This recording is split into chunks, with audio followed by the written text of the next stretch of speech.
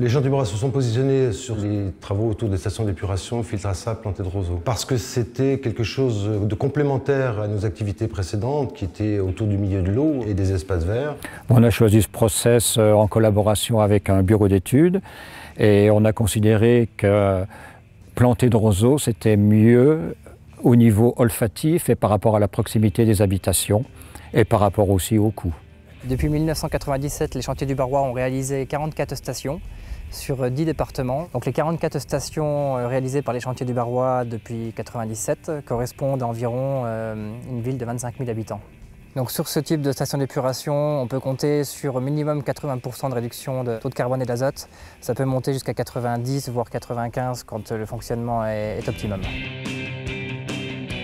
On peut aussi sur les stations d'épuration travailler dès le premier jour.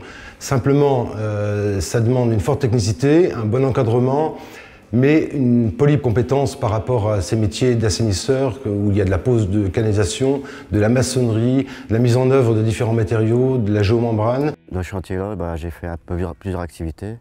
J'ai fait pose de grillage, j'ai placé le gravier, faire les canalisations, j'ai fait un peu de maçonnerie. Mais moi, mon objectif, c'est travailler dans le bâtiment pour après avoir un CDI plus tard.